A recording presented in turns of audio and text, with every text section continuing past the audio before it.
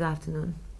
The Tribunal's Registrar, John Hocking, has been appointed as the Registrar of the International Residual Mechanism for the Criminal Tribunals on Tuesday by the UN Secretary General Ban Ki-moon. The Registrar will be responsible for the effective commencement of the functions of the residual mechanisms and for its gradual and smooth takeover of the responsibilities from the ICTY as well as the ICTY once their mandates have been completed. The residual mechanism will commence functioning on 1st of July this year for the Rwanda branch and the 1st of July next year for Yugoslavia branch. Yesterday, a status conference was held in the case of Ratko Mladić. During the hearing, the pre-trial judge, Alfonso Sori, confirmed that the opening statements for the trial are still scheduled for the 27th of March, and the next status conference has been scheduled for the 7th of March in the courtroom and time to be announced.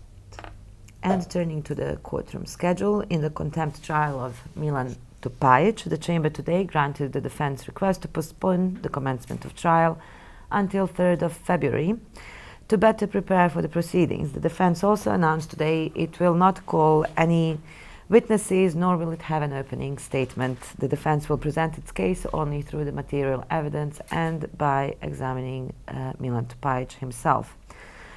The defense also assessed that this should not take more than 2 or 3 hours, so 1 trial day should be sufficient.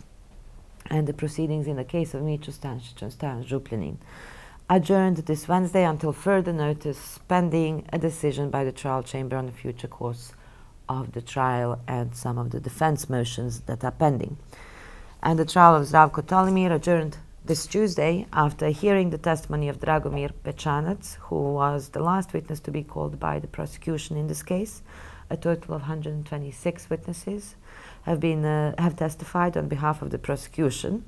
The defense case is scheduled to start on Monday, the 23rd of January, after the pre-defense conference, which will be held at 2:15 in courtroom 3. Tolimir is expected to call a total of 4 witnesses, and his case should last approximately 36 hours.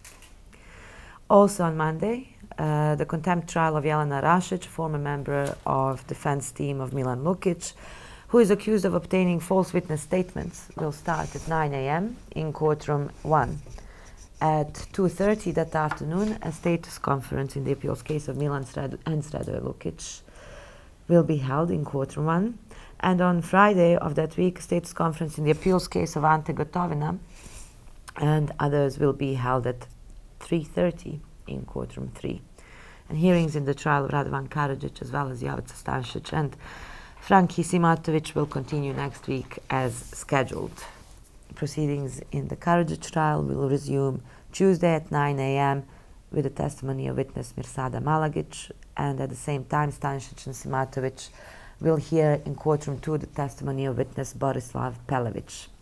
And finally, a reminder to journalists wishing to attend the screening of the outreach programs, feature-length documentaries, Sexual Violence and the Triumph of Justice, to contact the media office by close of business Monday, the 23rd of January, for reserving the space. The documentary depicts the Tribunal's historic role in the prosecution of wartime sexual violence, and the screening will take place at the Humanity House in The Hague on 31st of January at 4 o'clock, to be followed with a roundtable discussion and a question and answer session expected to last until 7 o'clock.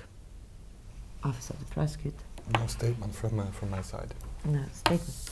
Questions? Yes. Just one clarification. You said Mladić next time would be 7th of March, I have the next status conference. But yesterday the judge said the next status would be 23rd of February. I'll get the press office to check that. Please. 7th of March is additional. It's additional. Additional. He said first 23rd and then 7th of March. Okay. Can you check on that? I don't know. I just read what I'm told. It's my fault.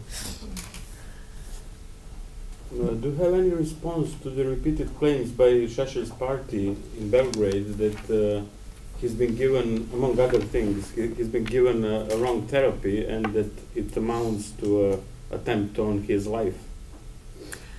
Well, I don't want to go into debate about the speculative statements made by many individuals and parties in Serbia on this issue, but I would characterize the claims that you mentioned as absolutely unfounded. They're absolutely unfounded. It is evident that the tribunal and the registry is giving the best possible medical care to all of its detainees, in this case particularly to Vojislav Šešelj. We have been quite open and transparent about as far as the rules allow us and the accused's own behavior allows us, in terms of giving the details to public of what is happening, and you could see the specific timelines and the speed with which the registry has reacted to the recent health developments. With regards to what happened this week, again, the reaction of the registry was purely preventive. So Šešelj was indeed transferred from the detention unit to a hospital outside of that complex as a precautionary measure, as the medical officers there in the detention unit wanted to ensure that Šešelj is fit and does not need a 24-hour care in a civilian hospital. So he was transferred very, very quickly to the civilian hospital, where he was examined by the specialists, who concluded that he is stable and that he does not require hospitalization, and returned him to the detention unit where he continues receiving the treatment as well as constant care as required by his condition. And unfortunately, I can still not tell you much more about his condition, because the accused still refuses to allow the registry to disclose the details of his medical card, which again leaves the space to the speculations that are coming from Belgrade in the last 2 weeks. Including to the trial chamber? Including to the trial chamber. We are not able to disclose the health status of the accused to the trial chamber in this case without his approval.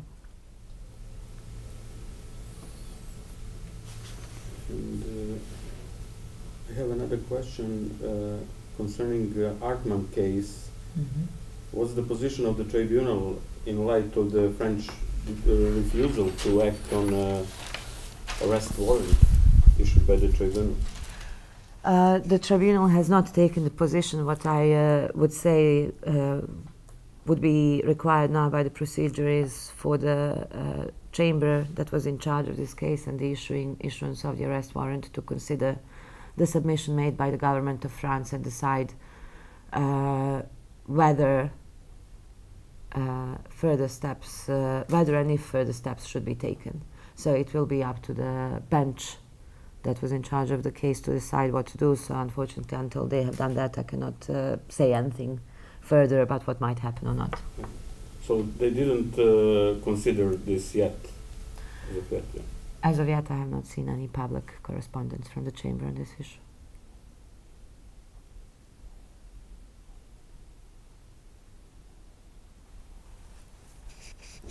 Any other questions?